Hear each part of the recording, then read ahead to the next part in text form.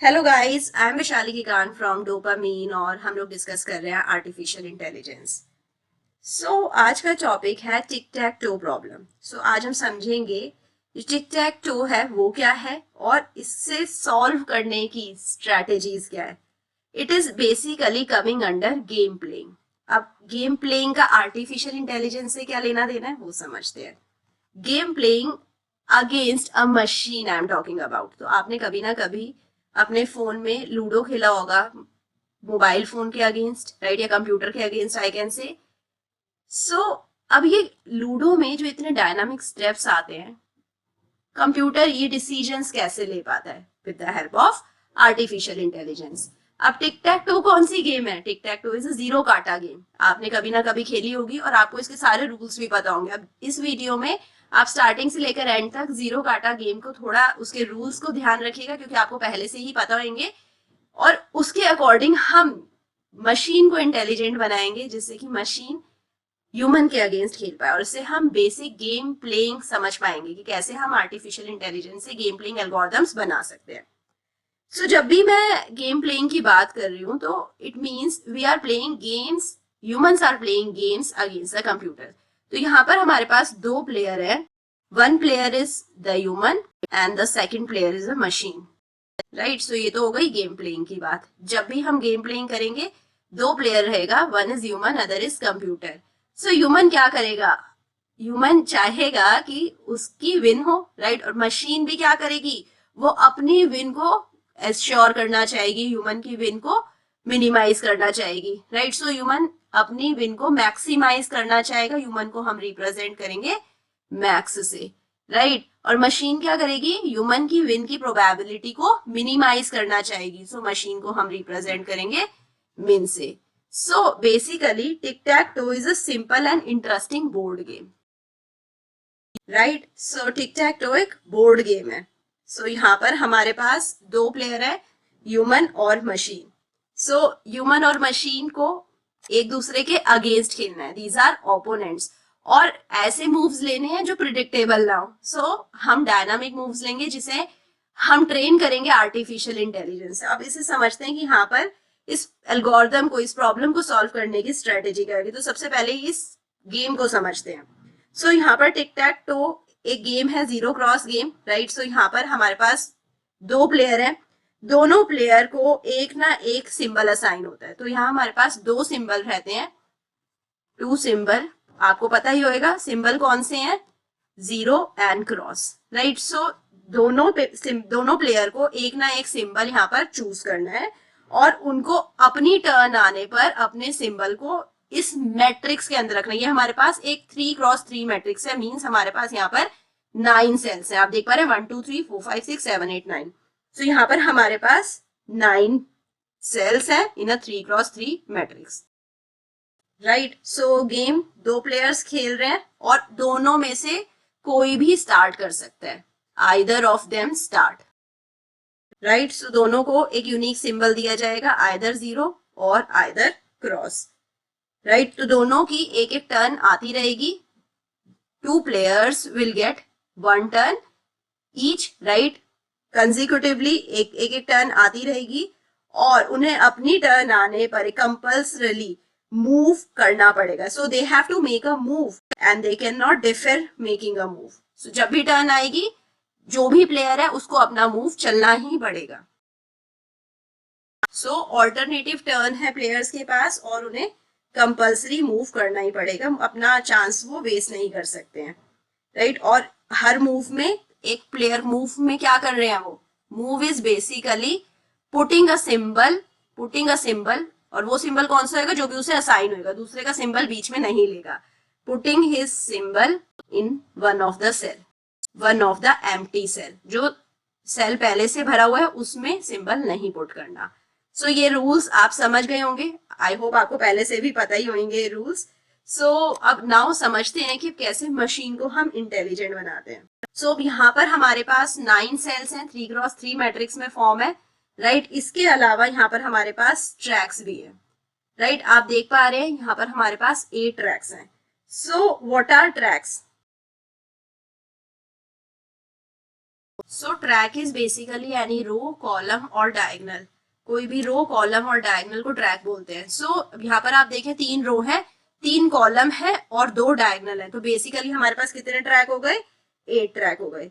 अब गोल क्या है? इस गेम का गोल होता है कि हमें कोई भी एक ट्रैक फिल करना है, राइट। सो एक ट्रैक में कितने सेल्स होंगे? आप देख लीजिए, 8 के 8 ट्रैक में हमारे पास 3 सेल्स हैं, तो हमें तीनों सेल्स को सेम सिंबल से फिल करना है, right, otherwise we will lose. So जब तक तीनों ट्रैक एक ही सिंबल से फिल नहीं होंगे तब तक गेम चलती रहेगी।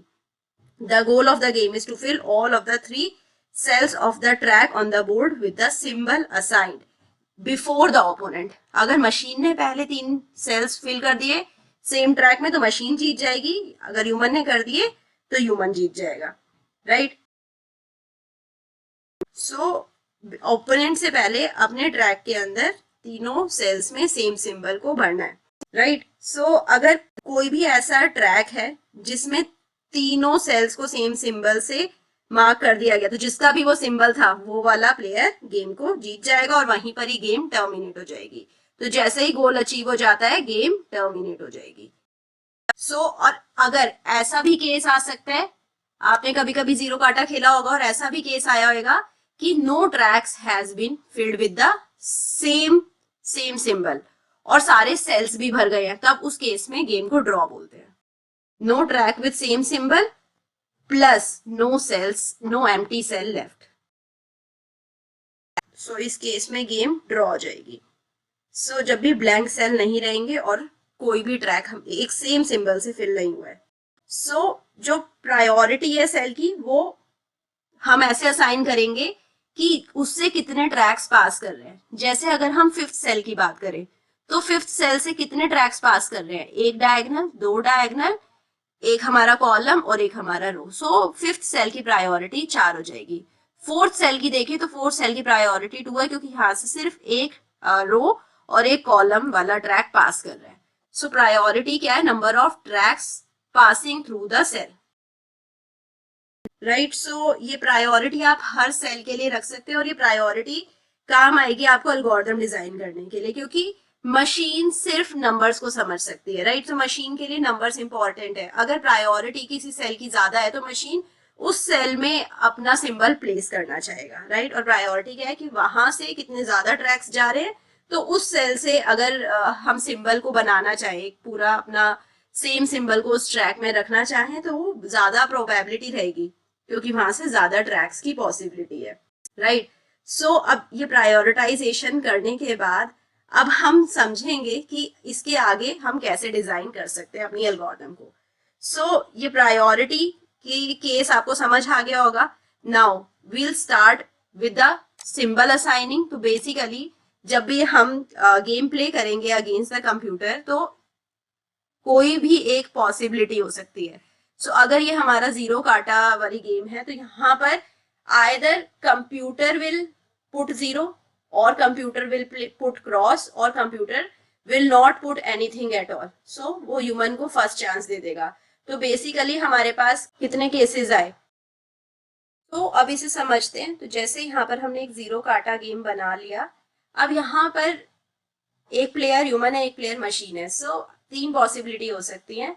आइदर पुट इट जीरो, अगर ह्यूमन की फर्स्ट टर्न आई तो वो जीरो रखेगा, क्रॉस रखेगा या कुछ भी नहीं रखेगा, फर्स्ट टर्न कंप्यूटर को दे देगा। सो अगर वो जीरो रख रहा है, क्रॉस रख रहा है, कुछ भी नहीं रख रहा है, तो यहाँ पर हमारे पास 3 पॉसिबिलिटी रहेगी एक सेल के लिए, राइट। ऐसे हमारे पास कितने सेल्स हैं यहाँ पर? 9। सो ओवरऑल पॉसिबिलिटीज कितनी रहेंगी, राइट। ओवरऑल पॉसिबिलिटीज रहेंगी 3 raised to power 9, right. So इतनी पॉसिबिलिटीज हमारे पास रहेंगी क्योंकि यहाँ पर हमारे पास जीरो भी हो सकता है, क्रॉस भी हो सकता है और नथिंग भी हो सकता है in all of the 9 cells. So 3 raised to power 9 हमारे पास पॉसिबिलिटीज आ जाएंगी इस केस के अंदर। अब अगर हम कोई भी एक आर्बिट्ररी केस से स्टार्ट करते हैं, सो यहाँ पर आपने देखा, यहाँ पर हमने एक केस में स्टार्ट करा कि जीरो इधर रखा था। अब ये इसके आगे की पॉसिबिलिटी दिखा रहा है। सो लेट सपोज ह्यूमन ने इधर फर्स्ट सेल के अंदर जीरो रख दिया। मशीन ने क्या करा? मशीन ने देखा किस सेल की सबसे ज्यादा प्रायोरिटी है, किस सेल में सबसे ज्यादा ट्रैक्स जा रहे हैं, उसने वहां क्रॉस पुट कर दिया, 5th सेल में क्रॉस पुट कर दिया। फिर ह्यूमन ने फिर से 0 पुट करना था, उसने यहाँ पर 9 सेल में 0 प्लेस करा। मशीन ने अपना ट्रैक कंप्लीट करने के लिए 3rd सेल में क्रॉस पुट करा, राइट। सो मशीन ने जब 3rd सेल में क्रॉस पुट करा तो ह्यूमन ने देखा कि इसका ट्रैक एक कंप्लीट ना हो जाए और ये गेम विन ना कर जाए, तो उसने 7th सेल में 0 पुट कर दिया। सो अब मशीन क्या कर सकती है, मशीन 4th सेल में क्रॉस पुट कर सकती है। एंड ह्यूमन ने देखा कि 8 सेल में 0 पुट करते ही उसका एक ट्रैक कंप्लीट हो गया और यहाँ पर गेम एंड हो जाएगी। सो ये तो हो गया हमारा केस 1। केस 2 एक और हो सकता है जिसमें लेट सपोज मशीन ने पहली टर्न खेली और मशीन ने 5th सेल में 0 प्लेस करा, राइट। ह्यूमन ने 1st सेल में क्रॉस प्लेस करा, फिर मशीन ने 9th सेल में 0 प्लेस करा, फिर ह्यूमन ने यहाँ पर 6th सेल में क्रॉस प्लेस करा, फिर मशीन ने क्या करा 8th सेल में 0 प्लेस करा, राइट। ह्यूमन ने क्या करा, यहाँ पर पॉसिबिलिटी थी मशीन की जीतने की, तो ह्यूमन ने 2nd सेल में क्रॉस प्लेस कर दिया। सो अब मशीन ने क्या करा, यहाँ पर 0 प्लेस कर दिया 7th सेल में। सो इस तरीके से यहाँ पर मशीन जीत गई। So this is how we have the case 2। So अब जितने भी ऐसे तो कितने सारे पॉसिबल केस हो सकते हैं। अब ये हमने क्या करा है, स्टेट स्पेस रिप्रेजेंटेशन करा है। ऑल्दो मैं स्टेट स्पेस के बारे में आगे भी आपसे डिस्कशन करूंगी, बट यहाँ पर क्या किया गया है, 2 इनिशियल स्टेट ले ली गई है। ये मेरी फर्स्ट इनिशियल स्टेट है, ये मेरी सेकंड इनिशियल स्टेट है। अब ऐसे आप देख पा रहे हैं कितनी सारी इनिशियल स्टेट हो सकती है, राइट। इनिशियल पॉसिबिलिटीज हमारी कितनी सारी हो सकती है, यहाँ पर 0 हो सकता है, यहाँ 0 हो सकता है, यहाँ 0 हो सकता है, यहाँ 0, यहाँ 0, यहाँ 0, देन यहाँ। सो all 9 cells can have 0 और all 9 cells can have cross also initially. So हमारे पास इनिशियल में कितनी पॉसिबिलिटी रहेंगी, 18 पॉसिबिलिटी रहेंगी, और ऐसे ही उस 18 पॉसिबिलिटी के आगे भी बहुत सारी पॉसिबिलिटी रहेंगी। अगर हम ऐसा एक ग्राफ बना देते हैं या फिर हम ऐसा एक चार्ट बना देते हैं जिसमें हम सारी की सारी पॉसिबल स्टेट डिफाइन कर पा रहे हैं, तो वो होगा हमारा state space representation. So now coming to the problem solving. State space representation आपको अच्छे से समझ आ गया होगा, इसके बारे में डिटेल में फिर हम दोबारा एनालाइज करेंगे स्टेट स्पेस वाली वीडियो में। Now coming to the strategy of tic tac toe problem solving.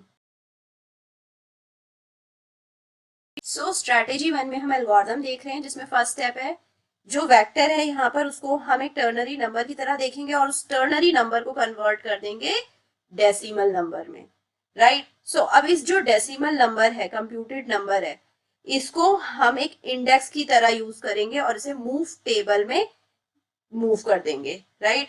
और जिससे मूव टेबल से ये वहां पर से वेक्टर जो स्टोर्ड है उसे एक्सेस कर पाएगा।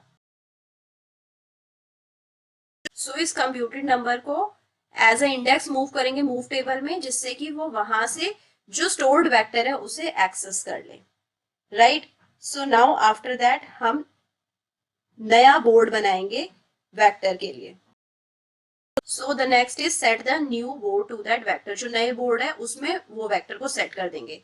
प्रोसीजर समझते हैं, राइट। सो प्रोसीजर में जो वेक्टर के एलिमेंट्स हैं, 0 मीन्स वेक्टर एम्प्टी है, 1 is representing cross, 2 is representing 0, right? So जो वेक्टर है वो क्या है, टर्नरी नंबर। सो पहला एल्गोरिथम में पहला स्टेप क्या था, converted it to decimal number. इस टर्नरी नंबर को डेसिमल नंबर में चेंज करना है। अब इसे स्टोर करना है मूव टेबल में। अब उसके बाद हमें एक प्रोग्राम के अंदर एक मूव टेबल स्टोर करनी है, राइट। मूव टेबल को हम लुकअप टेबल भी बोलते हैं। सो प्रोग्राम के अंदर हमें एक मूव टेबल या फिर लुकअप टेबल स्टोर करनी है। सो अगर मूव टेबल और लुकअप टेबल के एलिमेंट्स देखें, सो मूव टेबल में क्या होना चाहिए, 0 रिप्रेजेंट कर रहा था एम्प्टी को, 1 रिप्रेजेंट कर रहा था क्रॉस को, 2 रिप्रेजेंट कर रहा था 0 को। तो 3 पॉसिबिलिटी थी। एलिमेंट्स कितने होंगे, एलिमेंट्स होंगे 3 raised to power 9, राइट, जो कि होता है 19683। एलिमेंट क्या है, एक वेक्टर जिससे हम मोस्ट सूटेबल मूव को डिस्क्राइब कर सकते हैं। तो अब आप यहाँ पर देख पा रहे हैं जो डेटा स्ट्रक्चर है, राइट। सो यहाँ पर गेम बोर्ड के हिसाब से जो डेटा स्ट्रक्चर है वो कुछ इस तरीके से रिप्रेजेंट है। हमारे पास यहाँ पर 3 raised to power 9 एलिमेंट्स रहेंगे, राइट, जो कि 19683 एलिमेंट्स रहेंगे और यहाँ पर हर किसी का एक एड्रेस असाइंड है. सो आप देख पा रहे हैं 0000000 देन 000000001. सो इस तरीके से हमने यहाँ पर एलिमेंट्स को एड्रेस प्रोवाइड कर दिया है. So based upon what is filled and which cell is filled, तो उसके हिसाब से हम मूव टेबल को अपडेट करते रहेंगे. राइट, बट यहाँ पर हमारे पास कुछ इश्यूज हैं. स्ट्रेटेजी 1 में हमारे पास कुछ इश्यूज हैं. So first issue is that कि ये जो मूव टेबल है इसे स्टोर करने के लिए बहुत ज्यादा स्पेस चाहिए, बिकॉज यहाँ पर हमारे पास 19683 एलिमेंट्स हैं. राइट, और प्लस जब हम सारी एंट्री स्पेसिफाई करेंगे मूव टेबल में तब भी हमें बहुत ज्यादा काम करना पड़ेगा. It can not be easily extend also. So basically ये सारी हमारे पास प्रॉब्लम है और प्रॉब्लम्स बहुत ही जेन्युइन है. तो अब इसके लिए हमारे पास एक स्ट्रेटेजी 2 है जिसकी वजह से हम ये प्रॉब्लम्स को एलिमिनेट कर पाते हैं. राइट, सो स्ट्रेटेजी 2 में हमारे पास कुछ डेटा स्ट्रक्चर है. डेटा स्ट्रक्चर देखते हैं सबसे पहले. सो डेटा स्ट्रक्चर में हमारे पास 3 चीज है. वेक्टर है जो हम बोर्ड भी बोल सकते हैं. राइट, वो है हमारा सॉल्यूशन 1. राइट, सो इसके अलावा हम 3 पॉसिबिलिटीज को रिप्रेजेंट कर रहे हैं जिसमें एलिमेंट ऑफ वेक्टर्स हो सकते हैं 2 एज एम्प्टी, 3 एज क्रॉस और 5 0. हमारे पास टर्न ऑफ मूव रहेगी. टर्न ऑफ मूव को इंडेक्स करेंगे 1 2 3 ऐसे ऐसे. सो फर्स्ट टर्न है तो 1 लिखेंगे, सेकंड टर्न है तो 2 लिखेंगे. राइट, सो इस तरीके से हमारे पास अब हम फंक्शन बना सकते हैं, फंक्शन लाइब्रेरी बना सकते हैं.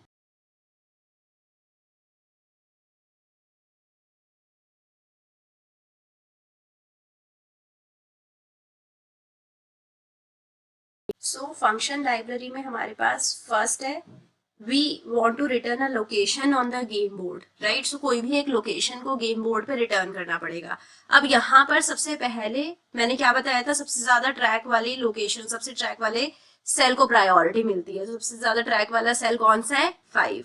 सो अगर जो बोर्ड का सेंटर वाला सेल 5 वो ऑक्यूपाइड नहीं है, राइट, सो रिटर्न करेंगे 5 को, जो भी चीज लाइक 0 है या क्रॉस है. सो 2 में हमने क्या स्टोर करा था, 2 में हमने स्टोर करा था एम्प्टी. सो अगर बोर्ड का जो 5th सेल है वो एम्प्टी है तो रिटर्न कर देंगे 5. अगर बोर्ड का 5th सेल एम्प्टी नहीं है, 2 मींस एम्प्टी, तो अगर एम्प्टी नहीं है तो जो भी सेल बोर्ड के सेंटर पे नहीं है उसको फिल कर देंगे. अब P रिप्रेजेंट कर रहा है प्लेयर को. राइट, सो अगर कोई भी X या 0 कोई से भी प्लेयर को P रिप्रेजेंट कर रहे हैं तो यहाँ पर 2 फंक्शन बनाएंगे, कैन विन P और कैन नॉट विन P. तो P कब विन करेगा, जब उसने एटलीस्ट 2 सेल स्ट्रेट लाइन में एक ट्रैक में भर ली हैं. राइट, तो उसके विनिंग के चांसेस है. राइट, और कैन नॉट विन P मतलब कि उसने 2 सेल्स एक ही ट्रैक में सेम अपने सिंबल से नहीं भरे हैं. सो ये है can not win P. So ये तो हमारा था first. Now coming to second.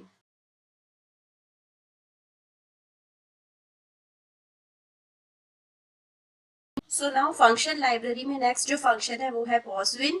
सो पॉसविन बताएगा कि विनिंग की पॉसिबिलिटी कितनी है. राइट, सो अगर कैन नॉट विन P चल रहा है तो रिटर्न 0 करेंगे. P कैन नॉट विन है. Right, it can not win.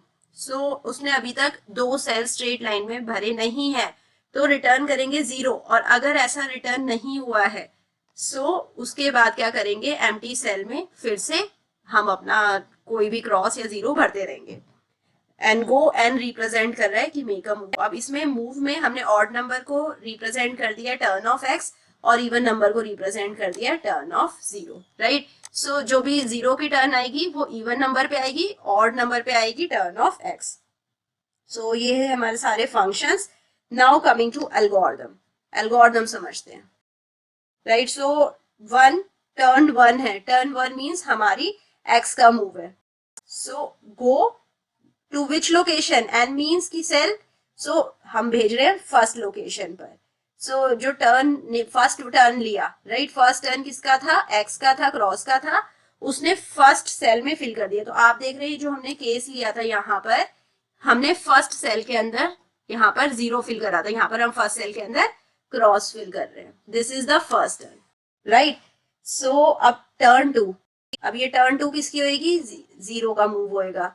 Right, अब 0 मूव क्या देखेगा मशीन, इफ बोर्ड में 5th सेल एम्प्टी है, if board 5 is empty then it is going to send to go to 5, else go to 1, right? अब third turn लेते हैं. Third turn किसका होएगा? फिर से क्रॉस का, राइट? सो अब क्रॉस क्या देख रहा है? क्रॉस देख रहा है कि इफ बोर्ड का 9 एम्प्टी है. क्यों इसने 1 और 9 ही चूज करा? क्योंकि 1 और 9 पर प्रायोरिटी ज्यादा है. सो बोर्ड का 9 अगर एम्प्टी है देन गो टू 9. इसके अलावा कोई भी डायगोनल एलिमेंट ले सकते हैं. इट्स नॉट जस्ट 1 और 9 बट डायगोनल एलिमेंट्स ले सकते हैं. सो अगर 9 एम्प्टी नहीं है सो एल्स गो टू 3. 3 भी अगेन डायगोनल है क्योंकि यहाँ पर प्रायोरिटी ज्यादा है. अब फोर्थ आती है टर्न. सो टर्न 4 में ओ ने क्या करा? उसने एक्स की पॉसिबिलिटी क्रॉस करी विनिंग की. सो उसने देखा कि पॉसिबिलिटी ऑफ विनिंग कहाँ पर जीरो नहीं होगी, राइट? सो जहां पर उसकी पॉसिबिलिटी ऑफ विनिंग जा रही है तो उसने वहीं पर जाकर अपना जीरो प्लेस कर दिया. उस एक्स मींस उस सेल को फाइंड आउट करना जिस भी सेल एक्स सेल का नंबर रिप्रेजेंट कर रहा है. सो उस सेल के नंबर पर जाकर उसने अपना जीरो मूव चल दिया. नहीं तो अगर ऐसी कोई विनिंग है पॉसिबिलिटी है ही नहीं, एल्स गो टू मेक 2. अब ये अपनी पॉसिबिलिटी बढ़ाएगा विनिंग की. Now coming to the turn 5. Turn 5 किसकी होगी? X move. फिर से अब एक्स क्या करेगा? पॉसिबिलिटी ऑफ विनिंग देखेगा ओपोनेंट की. अगर उसकी पॉसिबिलिटी ऑफ विनिंग रहेगी तो उस वाले सेल को फाइंड आउट करेगा और go to that cell, right? इसने सबसे पहले अपनी possibility of winning find out करी. अपनी possibility of winning find out कर अगर ऐसी खुद की पॉसिबिलिटी ऑफ विनिंग है तो क्योंकि इसने ऑलरेडी 2 टर्न चल दिए हैं, अब तीसरे टर्न में अपनी पॉसिबिलिटी ऑफ विनिंग ढूंढेगा. पॉसिबिलिटी ऑफ विनिंग है तो ये वहां पर जाकर अपनी उस सेल में एक्स प्लेस कर देगा. अगर पॉसिबिलिटी ऑफ विनिंग नहीं है, जीरो की पॉसिबिलिटी ऑफ विनिंग है, तो फिर क्योंकि जीरो ने भी 2 मूव्स चल रखे हैं तो उसकी भी पॉसिबिलिटी ऑफ विनिंग हो सकती है. तो it is going to find out the possibility of winning of zero. अगर वो है तो वो उसको उसकी पॉसिबिलिटी ऑफ विनिंग को अवॉइड करेगा और जहां पर उसकी पॉसिबिलिटी ऑफ विनिंग है वहां जाकर क्रॉस चल देगा. जीरो की पॉसिबिलिटी ऑफ विनिंग वाले सेल पे जाकर अपने क्रॉस को प्लेस कर देगा, राइट? तो ये क्या हो गया? Prevent opponent to win. First case में इसने देखा कि अगर मेरी पॉसिबिलिटी ऑफ विनिंग है सो अगर वो जीरो नहीं है, राइट? सो अगर वो पॉसिबिलिटी ऑफ विनिंग है तो अपनी पॉसिबिलिटी ऑफ विनिंग पे जाकर बैठ जाएगा, राइट? अगर वो नहीं है, जीरो की पॉसिबिलिटी ऑफ विनिंग है तो जीरो की पॉसिबिलिटी ऑफ विनिंग पे जाएगा और जीरो को विन करने से बचाएगा, राइट? सो एल्स अगर ये दोनों ही केस नहीं है तो फिर कोई भी एक सेल दे दीजिए. If board 7 is empty then go to 7, right? अगर 7 भी नहीं है एल्स गो 3. सो आपने देखा इस तरीके से हमने अपनी पूरी एल्गोरिथम डिजाइन कर ली. अब इस एल्गोरिथम के ऊपर कुछ कमेंट्स देख लेते हैं. स्ट्रेटेजी 1 और स्ट्रेटेजी 2 को हम डिफरेंशिएट करते हैं क्योंकि स्ट्रेटेजी 1 में हमने देखा था एक मूव टेबल बनाई थी, वेक्टर रिप्रेजेंटेशन करा था और उस मूव टेबल को हमें बार बार अपडेट करना पड़ रहा था, राइट? जिसकी वजह से हमें ज्यादा टाइम लग रहा था, ज्यादा स्टोरेज स्पेस और ज्यादा एफर्ट्स लग रहे थे और it was not even practically possible एक जीरो क्रॉस गेम के लिए, राइट? तो बहुत ज्यादा टाइम कंज्यूम हो जाएगा. अगर आपके पास इतना टाइम नहीं है तो it is not possible for real time application. So यहाँ पर कॉमेंट्स देख लेते हैं. ये इतना टाइम एफिशिएंट नहीं है क्योंकि यहाँ पर आप देखिए पीछे बहुत सारी एल्गोरिथम्स में आप देखिए बहुत सारी इफ एल्स स्टेटमेंट चल रही है तो इतना फास्ट ये प्रोसेस नहीं कर पाएगा. It is not time efficient, right? तो यहाँ पर बहुत सारी इफ एल्स कंडीशंस इसे चेक करनी पड़ेगी अपने मूव को डिफाइन करने से पहले, राइट? बट यहाँ पर अंडरस्टैंडिंग इजी है. प्रोग्राम की स्ट्रेटेजी इज इजीली अंडरस्टूड. सो आपने देखा होगा कि हमने कैसे मूव करा था. हमने टर्न 1 में क्या करा था कि जो एक्स मूव करवाया था, जो भी पॉसिबल सेल था उसमें मूव करवा दिया था. टर्न 2 में देखा कि हाईएस्ट प्रायोरिटी वाले सेल में मूव करवाया, अदरवाइज 1 सेल में मूव करा दिया. टर्न 3 में हमने देखा कि 9 सेल एम्प्टी है या नहीं, क्योंकि अभी तक एक ही मूव चला है तो कोई भी आर्बिट्ररी सेल्स में हम अपनी वैल्यूज प्लेस करेंगे बेस्ड अपॉन द प्रायोरिटी. सो 9 या 3 में हमने सेल्स में अपनी वैल्यू पुट कर दी एक्स. टर्न 4 में अब ओ का मूव है. सो यहाँ पर पॉसिबिलिटी ऑफ विनिंग देखेंगे क्योंकि एक्स ने 2 मूव चल दिए अब और ओ ने एक ही मूव चला है तो वो देखेगा एक्स की कहीं पॉसिबिलिटी ऑफ विनिंग तो नहीं है. तो अगर विनिंग है तो वो उस पॉसिबिलिटी ऑफ विनिंग वाले सेल में जाएगा, नहीं तो फिर वो कोई और सेल में चला जाएगा. ऐसे ट्रैक में जाएगा, ऐसी पॉसिबिलिटी बनाएगा कि एक ट्रैक के अंदर 2 सेल्स फिल हो रहे हो, मेक 2 करेगा, राइट। इसके बाद नेक्स्ट टर्न में एक्स की मूव आएगी तो वो फिर से चेक करेगा कि पॉसिबिलिटी ऑफ विनिंग उसकी खुद की है या नहीं। अगर उसकी खुद की है तो अपनी पॉसिबिलिटी ऑफ विनिंग पे चला जाएगा, अदरवाइज क्योंकि ओ के भी 2 मूव हो चुके हैं और अगर उसकी कोई पॉसिबिलिटी ऑफ विनिंग है तो वहां चला जाएगा। अगर ऐसा नहीं है तो 7th पे चला जाएगा, राइट। और अगर 7th भी एम्प्टी नहीं है तो 3 पे चला जाएगा। इस तरीके से हम एल्गोरिथम को आगे आगे डिजाइन कर सकते हैं और प्रोग्राम स्ट्रेटेजी बहुत ईजी है अंडरस्टैंडिंग के लिए, right. But it is hard to generalise नहीं कर सकते बिकॉज मैंने यहाँ पर सेल 3 लिया, सेल 1 लिया, सेल 9 लिया, बट कॉर्नर डायगोनल सेल्स भी तो बहुत सारे हैं, तो जनरलाइज करना बहुत डिफिकल्ट है। आई होप आपको टिक टैक टो गेम अच्छे से समझ आई होगी। यहाँ पर कुछ भी डाउट है तो कमेंट सेक्शन में जाकर लिख दीजिए। I will be trying to resolve your doubt as soon as possible. Try to meet me soon in the next class, जहाँ पर हम स्टेट स्पेस रिप्रेजेंटेशन डिस्कस करेंगे। Again a very very important video, क्योंकि उससे आगे आपकी बहुत सारी सर्च एल्गोरिथम्स उसी पे ही डिपेंडेंट है, उससे आगे ही मूव फॉरवर्ड होंगी। So come soon the next video. Till then bye bye, take care, thank you and keep study hard, keep preparing your notes and keep learning every day. Bye bye.